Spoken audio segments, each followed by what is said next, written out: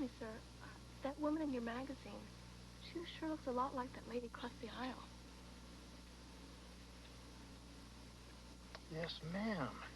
One and the same. It's Candy Keene, Miss Fantasy, to millions of her readers. Like me. She writes in a Vice column here. Oh, what's her column like? Well, about sex matters, sex questions, and things like that. People write to her. She gives very good advice, I gotta say, really. And sometimes prints sexual fantasies from the readers so that some of us get a little turned on. Oh, I see. Thank you. Everyone has fantasies. I am all the time. Like the gorgeous chick sitting right next to me, for instance.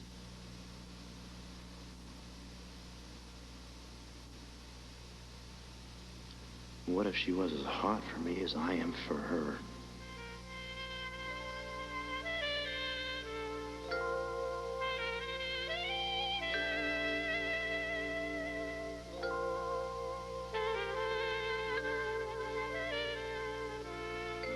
God, I'd love to see her with that business suit off. I bet she's got a fantastic body.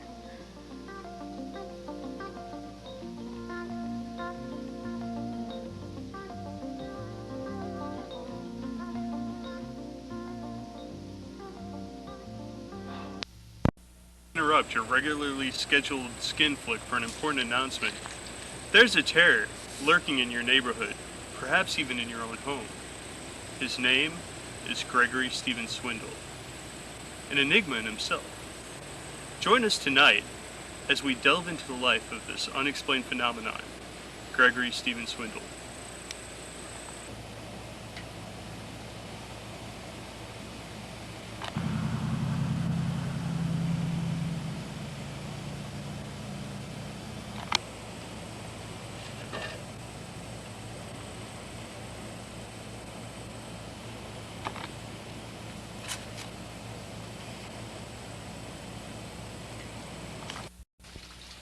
We're on. To begin our in-depth study of Greg Swindle, we start at the place where they know him best, his family. For 37 years, Greg Swindle has lived here, being subjected to the odd lifestyle of the Swindle residence. Tonight we go into his home and talk to the people who he's known and loved for those 34 years. Here we are, Greg Swindle's humble abode. I'm going to knock on the door to see if anybody's here. Is anybody home? What the hell do you two want? We were just going to ask you some questions about your son, Greg Swindle. I have nothing good to say about that no-good son of a buck. That's perfect.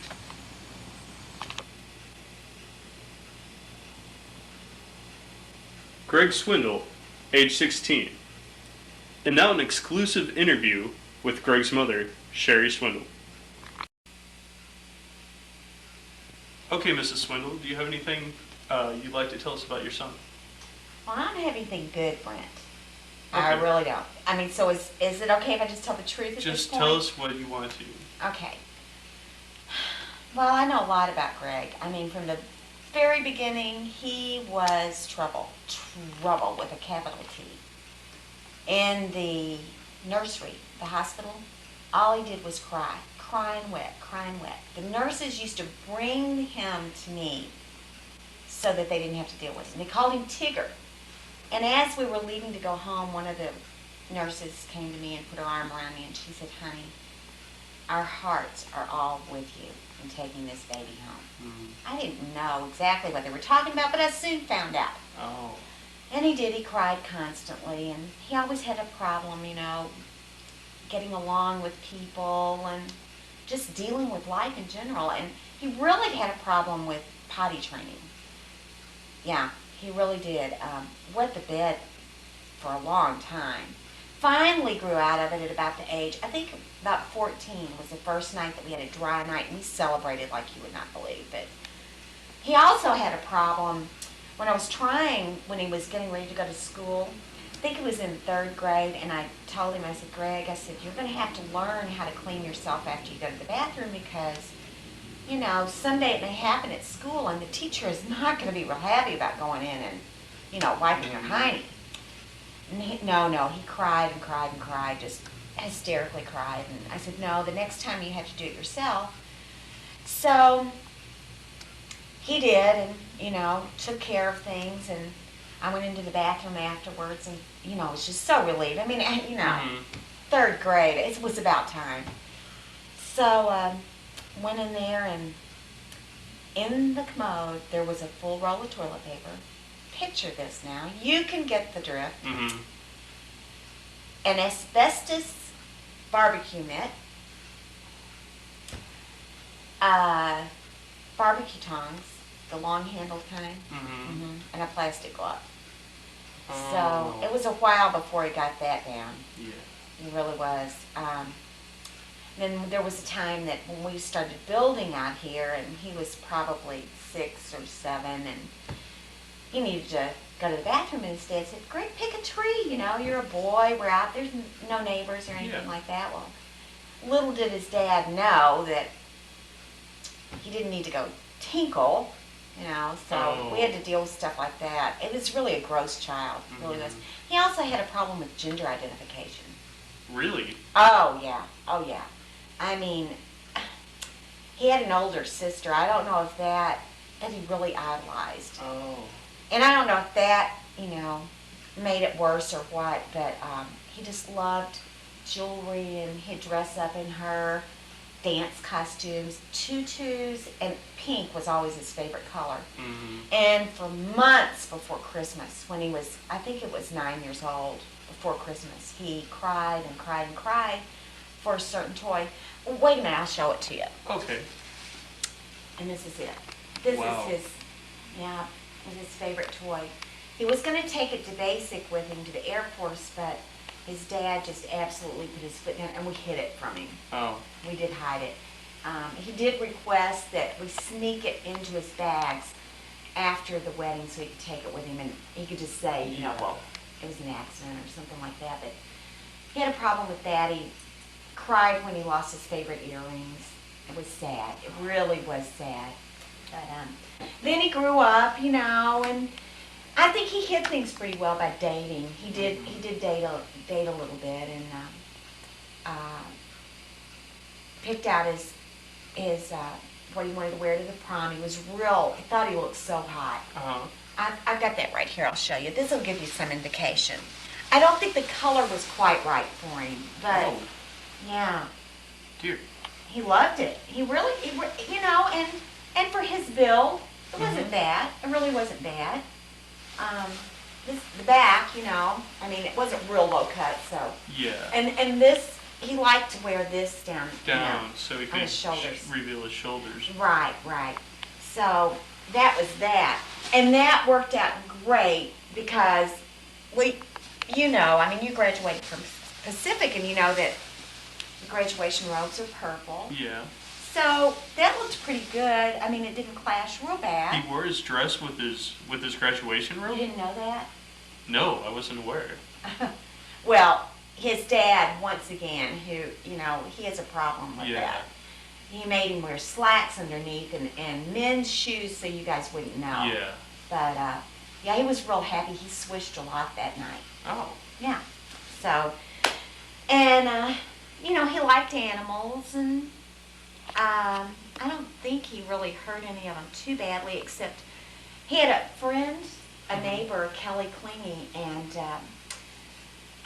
they were in the bathroom one day, and I was walking down the hall, and I heard Greg say, look, if you bend it, it opens wide up, which kind of scared me as a mother. I didn't exactly know what was going on. So I kind of snuck down the hall and looked in the bathroom, and they had Shelley's goldfish out of the bowl. Oh, no. And Greg's holding it, and he's bending the fish back and forth. And he's saying, see, Kelly, look. When you bend it real far, it opens up. Oh my God. Yeah. The fish did not live. I said, Greg, why did you do that? I said, you hurt that fish. He said, he wasn't real smart either, Brent. He really wasn't. I think he was probably in 9th grade then. He said, Mom, he said, that fish was having trouble. I just thought I'd help him out. He couldn't breathe underwater.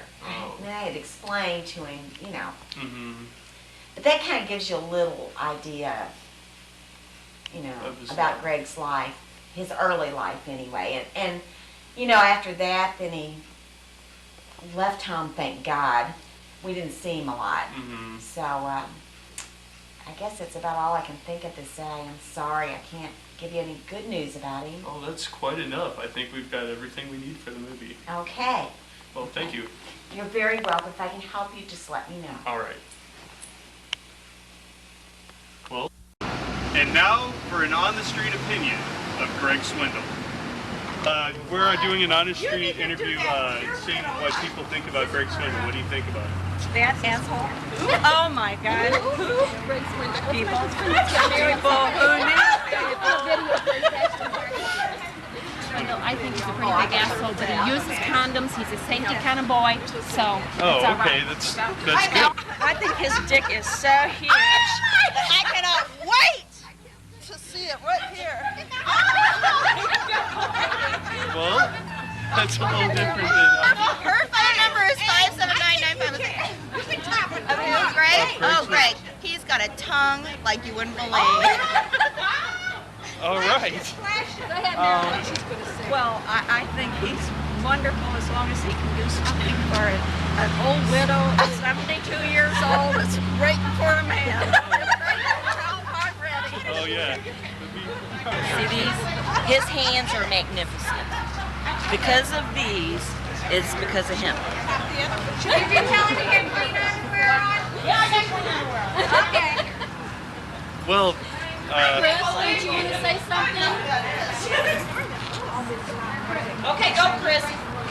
anybody else? Well, that's not quite what we were looking for, but what? I think Shirley wants to be interviewed. Oh, you'd like to be interviewed again? Greg, about that float trip, you know, with the condom thing? Can't go back again, Shirley. You have a Bible. You have condoms. You needed a woman, baby. You were prepared except for everything for the woman. Well, that about finishes our interview here. We'll Are you keep. going to be able to hear all this? You know that's not plugged in. Yeah, I know. We'll look elsewhere. So I meet Greg at a bar one night, right? And this guy's pretty cool, you know, he's buying me drinks, doing the whole schmoozing thing. So I decide, hey, this might be something.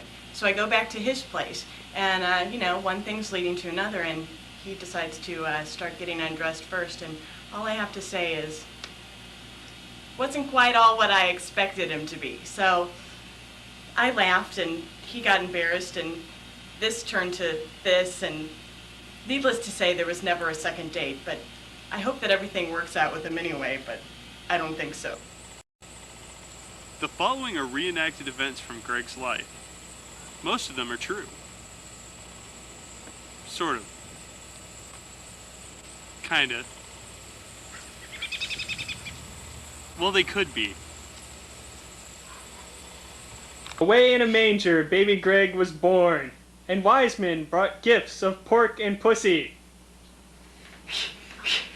Push! Come on, Sharon, push! Oh, something's coming! I see it! It's what the hell is that? Oh, It's damn lepers! Oh. Alright, then. Oh, it's coming! Push! Push it out! Here it comes! Alright, I'm ready for it! Alright! Alright, what do we got here? It's the Savior! It's our savior. My Savior! It's a boy! It's a boy! My baby! All praise the Savior! All praise the Savior!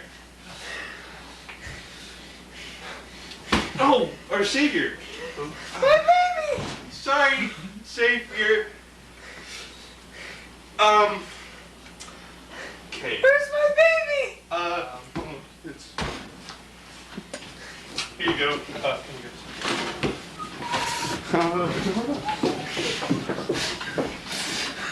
And first mission in the Air Force finds him stationed in the middle of shark-infested waters. Man, I have got to pee. I wonder.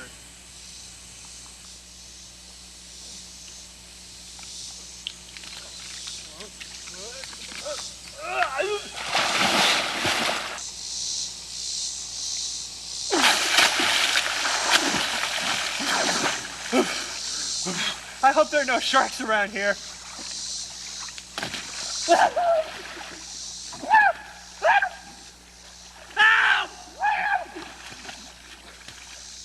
Oh no! Someone's in trouble. I'll save you.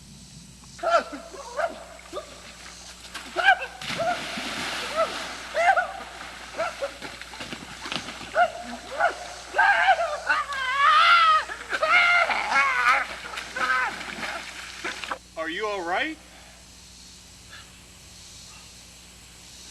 Peter Meter says it's cold. Stop!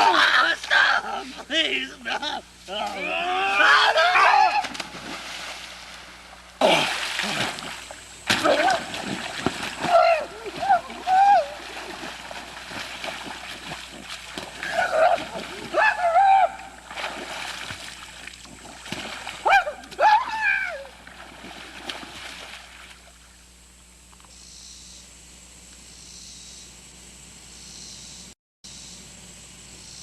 After a miraculous survival, Greg finds himself restationed in Calcutta, delivering mail to famous nuns.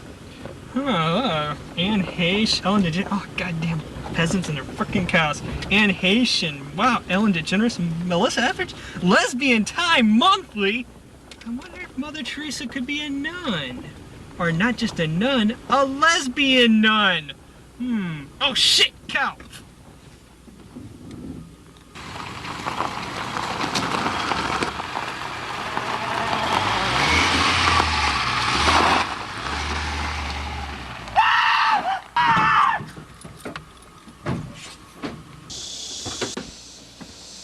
Oh my god, I killed Mother Teresa.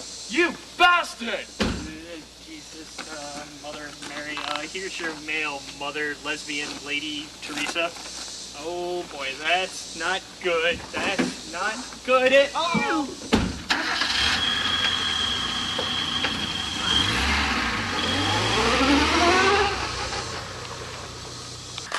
Alright, welcome back to The Late Show.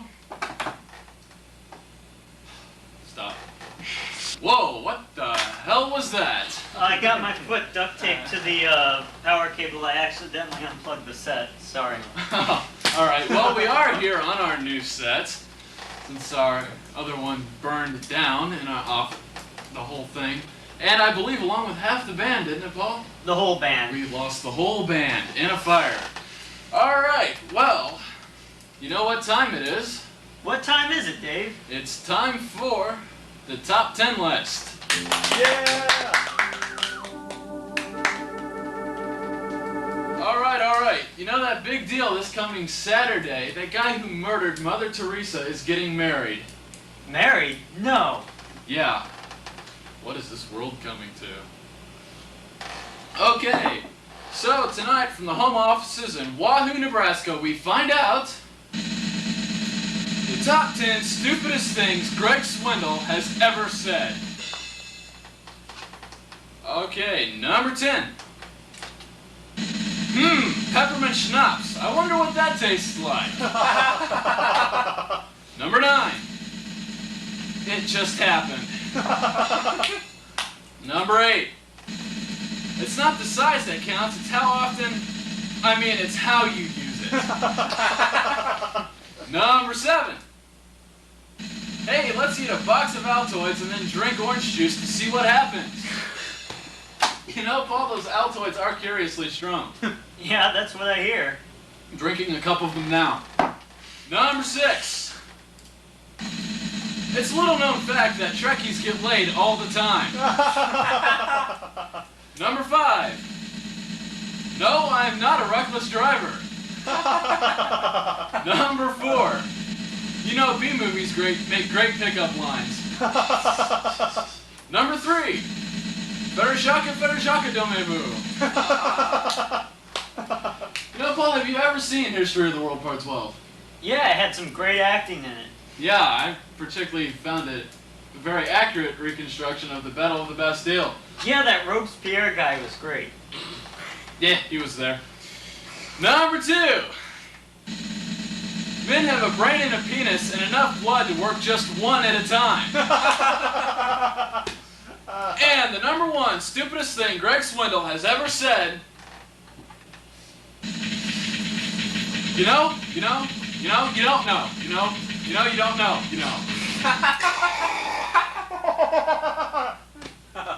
All right, come back after these commercial messages. We'll be back with star of Baywatch and Knight Rider, for those of you old enough to remember, David Hasselhoff. Yeah! Woo! Yeah!